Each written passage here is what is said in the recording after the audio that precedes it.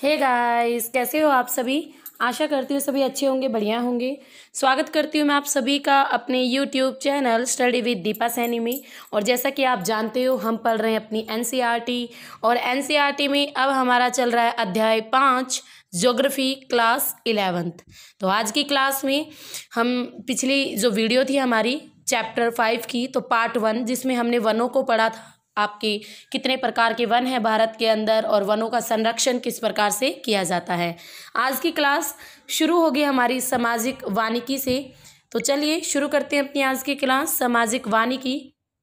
सामाजिक वानिकी का अर्थ है पर्यावरण, सामाजिक और ग्रामीण विकास में मदद के उद्देश्य से वनों का प्रबंध और सुरक्षा और ऊसर भूमि पर वृक्षारोपण यानी वन रोपण। मीन्स गांव ग्रामीण विकास की मदद के उद्देश्य से आपका जो वन है उनको कैसे प्रबंध किया जाए, उनकी सुरक्षा, और उसके अलावा जो आपकी ऊसर भूमि है उन पर कैसे वनारोपण को किया जाए। तो ये आपका अर्थ है सामाजिक वानिकी का। तो समाज से रिलेटेड है आपका, जैसे समाज के साथ अंतर संबंधित होकर वनों का प्रबंधन करना, उनकी सुरक्षा करना और अधिक से अधिक वनों को लगाना। तो ये होगा आपका सामाजिक वानिकी। अब राष्ट्रीय कृषि आयोग 1976 से 79 ने सामाजिक वानिकी को 3 वर्गों में बांटा। एक तो शहरी वानिकी, ग्रामीण वानिकी और फार्म वानिकी। तो ये क्वेश्चन आया था आपके एस्टेट पीजीटी लेवल पर पूछा हुआ था कि सामाजिक वानिकों में 3 वर्गों, जब सामाजिक वानिकी को 3 वर्गों में कब बांटा गया था, तो 1976 से 79 के बीच में। शहर और उसके अर्ध गिर्द जो निजी और सार्वजनिक भूमि जैसे हरित पट्टी, पार्क, सड़कों के साथ जो जगह है, औद्योगिक और व्यापारिक स्थलों पर जैसे वृक्ष लगाना और उनका प्रबंध, ये सब कुछ आपका शहरी वानिकी के अंतर्गत आता है। ठीक है, यानी आपकी सिटीज़ से रिलेटेड, सिटीज़ में कहीं पर भी वन लगाना, उनकी सुरक्षा, चाहे किसी भी एरिया में, तो वो सब कुछ आपका शहरी वानिकी के अंतर्गत आता है। ग्रामीण वानिकी में कृषि वानिकी, यानी ग्रामीण में फिर आपकी सेम वही चीज़ें रहेंगी।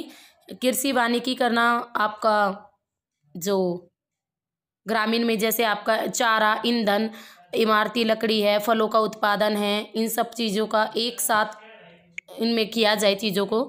समुदाय वानिकी, इसमें सार्वजनिक भूमि जैसे कोई गांव है, चारागाह है, मंदिर है, भूमि है, सड़कों के दोनों ओर कोई नहर किनारा है, रेल पट्टी के साथ पटड़ी है, विद्यालयों में पेड़ लगाना, तो ये सारी चीज़ें आपकी समुदाय वानिकी में आती हैं। ठीक है, तो मंदिर कोई भूमि है उस पर पेड़ लगाना, गाँव की चारागाह में लगाना, सड़कों के दोनों ओर जो नहर है, नहर के किनारों पर पेड़ लगाना, और इसके साथ साथ रेल पट्टी के साथ पटड़ी और विद्यालयों में भी पेड़ लगाना, ये सब कुछ आपका समुदाय वानिकी में आता है। इसका उद्देश्य होता है कि भाई पूरे समुदाय को लाभ पहुंचाना, और इस योजना का एक उद्देश्य भूमिहीन लोगों को वानिकीकरण से भी जोड़ना है। इससे वो लाभ पहुंचाना जो केवल भूस्वामी को ही प्राप्त होते हैं।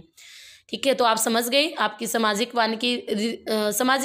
वानिकी का अगर संयुक्त रूप से मीनिंग की बात करें ना, तो एक मीनिंग यही बैठेगा कि भाई पूरे समाज को जोड़ देना वनों से। नेक्स्ट आता है फार्म वानिकी। फार्म वानिकी के अंतर्गत, इसके अंतर्गत किसान अपने खेतों में व्यापारिक महत्व वाले और दूसरे पेड़ भी लगाते हैं। वन विभाग इसके लिए छोटे और मध्यम किसानों को निःशुल्क पौधे भी उपलब्ध कराता है, और इस योजना के तहत कई तरह की भूमि जैसे खेतों की जो मेड़े होती हैं, चारागाह होता है, घास स्थल वाला एरिया होता है, घर के पास कोई खाली ज़मीन पड़ी हुई है वो है, पशुओं के बाड़ों में भी जो पेड़ आदि लगाए जाते हैं, वो सब आपके फार्म वानिकी के अंतर्गत आते हैं। नेक्स्ट आता है वन्य प्राणी। आपने चिड़ियाघरों में पिंजरों में जंतु और पक्षी सबने देखे होते हैं। जो चिड़ियाघर गया है उसको सबको पता होता है चिड़ियाघर में तो पशु और पक्षी ही मिलेंगे। तो भारत में वन्य प्राणी एक महान प्राकृतिक धरोहर है। यह अनुमान लगाया जाता है कि विश्व के ज्ञात पौधों और प्राणियों की किस्मों में से 4 से 5% किस्में भारत में पाई जाती है। वर्ल्ड की सभी पौधों और किस्मों में से 4 से 5% हमारे केवल इंडिया में है। हमारे देश में इतने बड़े पैमाने पर जैव विविधता पाए जाने का यहाँ पर कारण विभिन्न प्रकार का इकोलॉजिकल सिस्टम है। ठीक है, यहाँ पर आप अलग अलग प्रकार का इकोलॉजिकल सिस्टम है, और इसी की वजह से ही भारत में अलग अलग तरह के पेड़ पौधे, जीव जंतु, पशु पक्षी देखने को मिलते हैं। अब भारत में समय के साथ साथ पारिस्थितिकी तंत्र, मनुष्य ने अपने घरों के लिए, अपने आवास के लिए, मनुष्य ने अपनी क्रियाओं द्वारा ये सारी चीज़ें, इकोलॉजिकल सिस्टम प्रभावित हुआ, और जो जैव प्रजातियां थी उनकी भी संख्या काफ़ी कम हो गई। तो कुछ जो जैव प्रजातियां थी उनके लुप्त होने कुछ कगार पर है, और वन्य प्राणियों की जो संख्या है कम होने का प्रमुख कारण इस प्रकार है। औद्योगिकी और तकनीकी विकास के कारण वनों के दोहन की गति जो तेज हुई, खेती, मानवीय बस्ती, सड़कों, खदानों, जलाशयों मत्स्य, इन सब के लिए ज़मीन से वनों को साफ किया गया। तो ये सब कुछ क्या है, ये मनुष्य द्वारा किए गए वो कार्य हैं जिनसे आपके वन प्रभावित हुए थे। ठीक है, जैसे आपके जो स्थानीय लोग हैं उन्होंने चारे, ईंधन, इमारती लकड़ी के लिए वनों से पेड़ काटे और वनों पर दबाव पड़ाया। पालतू पशुओं के लिए नई चारागाहों की खोज में मनुष्य ने वन्य जीवों और उनके आवासों को नष्ट कर दिया। रजवाड़ों और संभ्रांत वर्ग ने शिकार को क्रीड़ा बनाया और एक ही बार में सैकड़ों वन्य जीवों को शिकार किया गया। इस तरीके से मतलब ये चीज़ें होती चली गई। व्यापारिक महत्व के लिए भी अभी भी पशुओं को मारा जा रहा है। जंगलों में आग लगने से भी वन और वन्य प्राणियों की प्रजातियां नष्ट हुई। तो यह महसूस किया जा रहा है कि राष्ट्रीय और विश्व प्राकृतिक धरोहर को बचाने और पारिस्थितिकी पर्यटन को बढ़ावा देने के लिए वन्य प्राणियों का संरक्षण बहुत महत्वपूर्ण है। और इस दिशा में सरकार ने क्या क्या कदम उठाए, तो बहुत सारे कदम उठाए हैं भाई। इस दिशा में आपकी बहुत सारी नीतियाँ लागू हुई है और बिल्कुल प्रतिबंधित कर दिया गया है अगर शिकार की बात करें तो उसे। नेक्स्ट आता है भारत में वन्य प्राणी संरक्षण। तो भारत में जो आपका वन्य प्राणी संरक्षण है, तो भारत में वन्य प्राणियों के बचाव की परिपाटी बहुत पुरानी है। पंचतंत्र और जंगल बुक, ये आपकी जो कहानियाँ थी, जंगल बुक की कहानी और पंचतंत्र की कहानियाँ, ये हमारे वन्य प्राणियों के प्रति प्रेम का भी उदाहरण प्रस्तुत करती हैं। तो ये एग्जाम में क्वेश्चन आ सकता है, कौन सी कहानियाँ आपके वन्य प्राणियों के प्रति प्रेम को प्रदर्शित करती है, तो जंगल बुक और आपकी पंचतंत्र की कहानियाँ। इनका युवाओं पर भी महत्वपूर्ण प्रभाव है। वन्य प्राणी अधिनियम 1972 में पास हुआ था, जो वन्य प्राणियों के संरक्षण और उनके रक्षण को कानूनी रूपरेखा तैयार करता है। इस अधिनियम के दो प्रमुख उद्देश्य हैं। अधिनियम के तहत अनुसूची में सूचीबद्ध संकटापन्न प्रजातियों को सुरक्षा प्रदान करना तथा नेशनल पार्क, पशु विहार जैसे जो संरक्षित एरियाज हैं उनको कानूनी सहायता प्रदान करना। इस अधिनियम को 1991 में पूर्णतः संशोधित कर दिया गया, जिसके तहत कठोर सजा का भी प्रावधान कर दिया गया है। तो ये सारी सरकार के ही तो काम है। तो और इसमें कुछ पौधों की प्रजातियों को बचाने और संकटापन्न प्रजातियों के संरक्षण का भी प्रावधान रखा गया। हम भारत देश में कहीं तो भारत में भैया अब आपके 92 नेशनल पार्क, परंतु अब तो ये एनसीईआरटी है ना, तो थोड़ा पुराना डेटा है, तो 1005 नहीं 105 नेशनल पार्क हो चुके हैं और 500 प्लस आपके वन्य जीव अभ्यारण्य भी हैं और 1.7 करोड़ हेक्टेयर भूमि पर ये फैले हुए हैं। तो वन्य प्राणी संरक्षण का दायरा काफ़ी बड़ा है। ठीक है, इसके बाद इसमें मानव कल्याण की भी असीम संभावनाएं निहित है। यदि हम इस लक्ष्य को तभी प्राप्त किया जा सकता है जब हर व्यक्ति अपना उसका महत्व समझे, वन्य जीवों का, वन्य प्राणियों का और अपना योगदान दे। यूनेस्को ने मानव और जीव मंडल योजना, यूनेस्को के द्वारा शुरू हुई थी मानव और जीव मंडल योजना, मैन एंड बायोस्फीयर प्रोग्राम। इसके तहत भारत सरकार ने वनस्पति जात और प्राणी जात के संरक्षण के लिए काफ़ी महत्वपूर्ण कदम उठाए हैं। टाइगर प्रोजेक्ट, जो कि एग्जाम में भी हद से ज़्यादा बार पूछा जाता है, टाइगर प्रोजेक्ट की शुरुआत भारत में कब हुई, तो टाइगर प्रोजेक्ट या प्रोजेक्ट टाइगर 1973 में भारत में शुरू हुआ था और प्रोजेक्ट एलिफेंट आपका 1992 में। और जैसी विशेष योजनाएं इस जातियों के संरक्षण और उनके बचाव के आवास के लिए ही चलाई जा रही है। और इनमें से जो प्रोजेक्ट टाइगर है 1973 से चल रही है। इसका उद्देश्य क्या है, भारत में जो बाघ है उसकी जो जनसंख्या है उसका स्तर बनाए रखना, उसको घटने ना देना, जिससे वैज्ञानिक, सौंदर्यात्मक, सांस्कृतिक, पारिस्थितिक ये सारे मूल्य बनाए रखे जा सकें। इससे प्राकृतिक धरोहर को भी संरक्षण मिलेगा और जिसका फायदा लोगों को शिक्षा और मनोरंजन के रूप में भी फायदा होगा। शुरू में यह योजना केवल 9 बाघ संचय आरक्षित क्षेत्र, यानी ऐसे 9 क्षेत्रों में ही चलाई गई, बाघ आरक्षित क्षेत्रों में, परंतु अब यह योजना 27 बाघ निश्चय क्षेत्रों में चल रही है। इसका एरिया 37,761 वर्ग किलोमीटर है। 17 राज्यों में अलग अलग बाघों की संख्या, अगर हम बात करें, बाघों की संख्या आपकी 1972 में 1827 थी, फिर 2001 और 2 में बढ़कर 3,642 हो गई थी। ठीक है, अब यह योजना मुख्य रूप से आपके बाघों पर केंद्रित है, परंतु फिर भी पारिस्थितिकी तंत्र की स्थिरता पर जोर दिया जाता है। बाघों की संख्या का जो स्तर है तभी ऊंचा रह सकता है जब पारिस्थितिकी तंत्र के जो विभिन्न जो आपके पोषण लेवल है ना, न्यूट्रिशन जो आपके लेवल्स हैं और इसकी जो आपके भोजन कड़ी है उन सबको बनाए रखना, यानी आपकी जो लेवल संतुलित रहेंगे ना इकोसिस्टम के, तो अपने आप ये चीज़ें संतुलन में रहेंगी। तो इसके अलावा भारत सरकार द्वारा कुछ और परियोजनाएं, जैसे आपकी मगरमच्छ इसके अलावा जो भारत सरकार है उसने कुछ और परियोजनाएं भी चलाई है, जैसे मगरमच्छ, आपकी जो मगरमच्छ वाली परियोजना है जिसमें मगरमच्छ प्रजनन परियोजना, मगरमच्छ को संरक्षण दिया गया, उनके प्रजनन की ओर ध्यान दिया गया। हंगुल परियोजना जो कि हिरन से संबंधित थी, हिमालय कस्तूरी मृग परियोजना। तो इस तरह की अलग अलग परियोजनाओं को भी भारत सरकार के द्वारा चलाया गया, जो कि आपके वन्य प्राणियों को संरक्षित करने से संबंधित थी। नेक्स्ट आता है जीव मंडल निश्चय। आप जीव मंडल निश्चय आरक्षित क्षेत्र विशेष प्रकार के भौमिक और तटीय आरक्षित क्षेत्र हैं। जीव मंडल निश्चय विशेष प्रकार के भौमिक और तटीय पारिस्थितिकी क्षेत्र हैं जिन्हें यूनेस्को के मानव और जीव मंडल प्रोग्राम के अंतर्गत मान्यता प्राप्त है। यूनेस्को के द्वारा और मैब के द्वारा मान्यता प्राप्त है। भारत में भाई अब 18 हो चुके हैं जीव मंडल निश्चय क्षेत्र अलग अलग, और यहाँ पर 14 दिए हुए हैं क्योंकि ये थोड़ा पुराना डाटा है। इनमें से 4 जीव मंडल निश्चय हैं, जैसे नीलगिरी, आपके नंदा देवी, सुंदरवन, मन्नार की खाड़ी।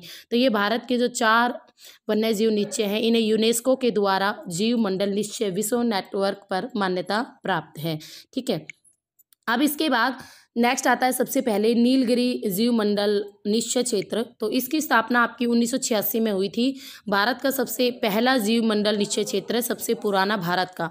इस निश्चय में वायनाड वन्य जीव सुरक्षित क्षेत्र, नगलहोल, बांदीपुर, मद्दूमलाई, नीलुम्बर का सारा वन से ढका ढाल और ऊपरी नीलगिरी पठार, साइलेंट वैली जो कि केरल में है, सिधुवानी पहाड़ियाँ, ये सब कुछ इसके अंतर्गत ही आता है नीलगिरी आपके जीव मंडल निश्चय क्षेत्र में। इस जीव मंडल निश्चय क्षेत्र का कुल क्षेत्रफल तो नीलगिरी इस जीव मंडल का कुल क्षेत्र आपका 5520 वर्ग किलोमीटर एरियाज में पड़ जाता है।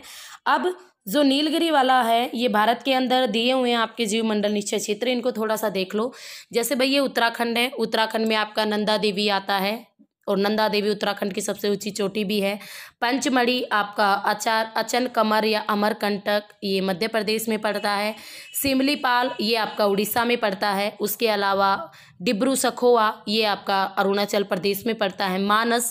मानस आपका भैया असम में पड़ता है। मानस के साथ साथ असम में एक और आता है काजीरंगा, ये दोनों बहुत फेमस है, एग्जाम में ये दोनों बहुत आते हैं, काजीरंगा। नाकरेक आपका मेघालय में पड़ता है। कंचनजंगा पड़ता है। दिहांग और दिबांग ये आपका अरुणाचल प्रदेश में। नीलगिरी, अगस्त्य मलाई, मन्नार की खाड़ी, तो साउथ में ये तीनों। तो वैसे तो भारत के अंदर 18 आपके जीव मंडल निश्चय क्षेत्र है, और मैंने अपने चैनल पर आपको एक वीडियो के अंदर अच्छी तरह डिस्क्राइब करवा रखा 18 के 18 भारत के अंदर कौन कौन से जीव मंडल निश्चय क्षेत्र है। तो आप वहाँ से एक एक निश्चय क्षेत्र को अच्छी तरीके से पढ़ सकते हैं। तो चलिए आगे करते हैं। तो आगे आता है इसमें आपके नीलगिरी जीव मंडल क्षेत्र जो है निश्चय एरिया है, इसमें आपकी आगे काफ़ी विशेषताएं आ जाती हैं। तो यहाँ पर आपकी मानवीय क्रियाएं कम प्रभावित प्राकृतिक वनस्पति और सूखी झाड़ियाँ जैसे शुष्क और आर्द्र पर्णपाती वन मिलते हैं। अर्ध सदाबहार वन मिलते हैं। आर्द्र सदाबहार वन मिल जाते हैं। सदाबहार सोलास के वन मिल जाते हैं। घास के मैदान और दलदल, ये सारी की सारी चीज़ें आपके नीलगिरी जीव मंडल निश्चय क्षेत्र में, जो कि भारत का सबसे पहला जीव मंडल क्षेत्र है। यहाँ पर 2 संकटापन्न प्राणी प्रजातियाँ नीलगिरी ताहर और शेर जैसी दुम वाले बंदर की भी सबसे अधिक संख्या पाई जाती हैं। नीलगिरी निश्चय में हाथी, बाघ, गोर, सांभर, चीतल जानवरों की दक्षिण भारत में सबसे ज़्यादा संख्या और कुछ संकटापन्न और क्षेत्रीय विशेष पौधे भी पाए जाते हैं। इस क्षेत्र में कुछ ऐसी जनजातियों के आवास भी स्थित होते हैं जो पर्यावरण के साथ सामंजस्य करके रहने के लिए विख्यात होते हैं, प्रसिद्ध होते हैं। इस जीव मंडल की जो सतला करती है वो उब्बड़ खाबड़ है और समुद्र तल से ऊंचाई 250 मीटर से 2650 मीटर तक है आपके नीलगिरी जीव मंडल निश्चय क्षेत्र की। और पश्चिमी घाट में पाए जाने वाले 80% फूलदार पौधे इसी निश्चय में ही मिलते हैं। ठीक है, नेक्स्ट आता है हमारा नंदा देवी जीव मंडल निश्चय क्षेत्र, जो कि भारत के उत्तरांचल या उत्तराखंड का ही नाम उत्तरांचल है और इसे ही उत्तराखंड भी कहते हैं, तो इसमें स्थित है। इसमें आपका चमोली आ जाता है, अल्मोड़ा आ जाता है, पिथौरागढ़ आ जाता है, बागेश्वर आ जाता है। तो ये सारे के सारे एरियाज इसमें शामिल होते हैं। यहाँ पर मुख्यतः शीतोष्ण कटिबंधीय वन पाए जाते हैं और यहाँ पर जो प्रजातियाँ पाई जाती है उसमें सिल्वरवुड, लैटिफोली और ऑर्चिड और रोडोडेंड्रोन ये सब कुछ शामिल होते हैं। इसके अलावा इस जीवमंडल निश्चय में कई प्रकार के वन्य जीव जैसे हिम तेंदुआ, स्नो लियोपार्ड एंड काला भालू, भूरा भालू, कस्तूरी मृग, हिम मुर्गा, सुनहरा बाज और काला बाज। तो इस तरह की जो आपकी प्रजातियां वन्य जीवों की वो देखने को यहाँ पर मिलती हैं। यहाँ पर पारिस्थितिकी तंत्रों को मुख्य खतरा संकटापन्न पौध प्रजातियों को दवा के लिए इकट्ठा करना और दवा और पशुओं का व्यापारिक उद्देश्य के लिए शिकार से, तो इस तरह की चीज़ों से यहाँ पर काफ़ी संकट बना हुआ है, क्योंकि कुछ पौधों की प्रजातियों का दवाइयों के लिए यूज़ होता है, उसके अलावा कुछ पशुओं का भी व्यापारिक उद्देश्य से यूज़ होता है, उसका शिकार किया जाता है। फिर नेक्स्ट आता है सुंदरवन वन जीव अभ्यारण्य या वन्य जीव निश्चय क्षेत्र। यह पश्चिम बंगाल में गंगा नदी के दलदली एरियाज में आता है और यह एक आपका विशाल क्षेत्र है सुंदरवन वाला, और काफ़ी एरिया में फैला हुआ है। यहाँ पर जो आपके वन देखने को मिलते हैं, मैग्रोव वन, अनूप वन और वनाछिद द्वीप पाए जाते हैं। सुंदरवन लगभग 200 रॉयल बंगाल टाइगर का आवासीय क्षेत्र है। सुंदरवन डेल्टा सुंदरवन वन्यजीव अभ्यारण्य क्षेत्र। यहाँ पर जो मैग्रोव वृक्षों की उलझी हुई विशाल जड़ समूह, ये जो जड़ें होती है ना मैग्रोव वनों की, कुछ इस तरीके की जड़ें होती है तो आपस में उलझी रहती हैं, ठीक है। तो ये जो जड़ समूह है मछली से सिम्प्र तक को आश्रय देती हैं और इन मैग्रोव वनों में 170 से भी अधिक पक्षियों की प्रजातियां देखने को अलग अलग मिलती हैं। नेक्स्ट आता है स्वयं को लवणीय और ताज़ा जल पर्यावरण के अनुरूप ढालते हुए बाघ पानी में तैरते हैं और चीतल भौंकने वाले मिर्ग यहाँ देखने को मिलते हैं आपके सुंदरवन में, या बार्किंग डियर और जंगली सुअर और यहाँ तक कि लंगूरों जैसे दुर्लभ शिकार भी यहाँ लोग कर लेते हैं।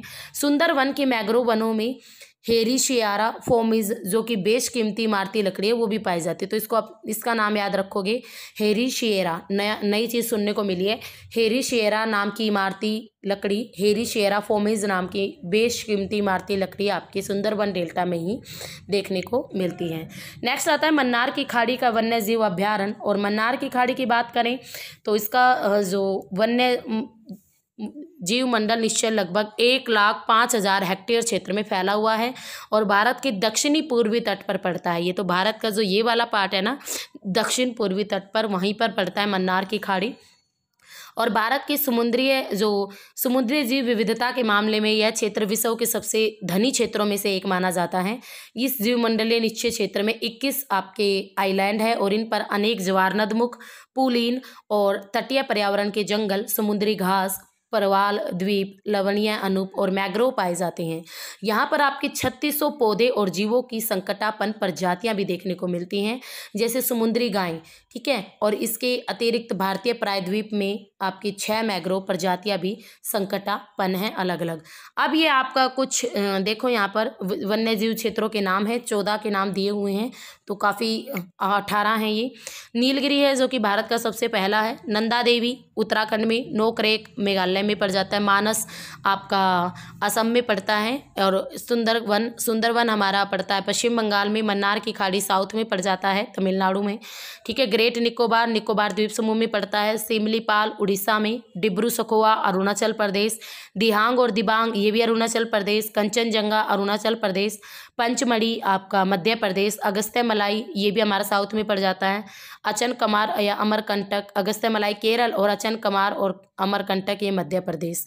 तो इनके अलावा भी 4 और आपके वन्यजीव अभ्यारण्य क्षेत्र हैं जिनको आप बुक्स में से पढ़ लेना। और उसके अलावा आपके ये कुछ वही हमारे पास क्वेश्चंस हैं, तो इन क्वेश्चंस को भी देख लेते हैं साथ के साथ, या आप खुद करना, इन क्वेश्चंस को आपके लिए छोड़ देती हूँ मैं, ठीक है। तो पहले चंदन वन किस तरह के वनों का एग्जाम्पल है, तो बताइए भाई। चंदन वन सदाबहार है, पर्णपाती है, कांटेदार है, डेल्टाई है, तो आप बताओगे इसको। नेक्स्ट प्रोजेक्ट टाइगर किस उद्देश्य से शुरू किया गया, क्या दिक्कत आ गई थी जो प्रोजेक्ट टाइगर को शुरू किया गया। नंदा देवी जीव मंडल निश्चय क्षेत्र किस प्रांत में है, तो आप ही बताना। निम्न में से भारत के कितने जीव मंडल निश्चय यूनेस्को द्वारा मान्यता प्राप्त हैं, तो इसको भी आप बताओगे। वन नीति के अंतर्गत वर्तमान में निम्न में से कितना प्रतिशत क्षेत्र वनों के अधीन होना चाहिए, ठीक है। तो ये सारे क्वेश्चंस के जो जवाब हैं ये आपके ऑप्शनल हैं और इन सब के जवाब आप दोगे मुझे कमेंट बॉक्स में। तो फिर मिलेंगे, तब तक आप इन सारी चीज़ों को अच्छी तरह से पढ़ लेना। और आप सभी के लिए एक इन्फॉर्मेशन, अब अचीवर्स अकेडमी ऐप पर आपका पीजीटी और नेट लेवल का जियो का जो पेड कोर्स है वो अवेलेबल है। जो स्टूडेंट नेट की तैयारी करना चाहते हैं या पीजीटी की बेटर तरीके से तैयारी करना चाहते हैं तो वो वहाँ से पेड कोर्स खरीद सकते हैं, ठीक है। और ये जो पीजीटी लेवल का पेड कोर्स है ये आपके DSSB, KVS, NVS और इसके साथ साथ आपके जो स्टेट पीजीटी होते हैं ना एग्ज़ाम, उनके लिए भी मोस्ट इम्पोर्टेंट है, तो कर लेना वहाँ से भाई, जो लेना चाहते हैं अचीवर्स अकेडमी ऐप डाउनलोड करना। तो फिर मिलेंगे, और इसके साथ साथ मेरे चैनल को सब्सक्राइब करना मत भूलना, और शेयर और लाइक ज़रूर करना भाई वीडियो को, अगर आपको अच्छी लगी हो तो फिर मिलेंगे, तब तक के लिए हैव ए नाइस डे।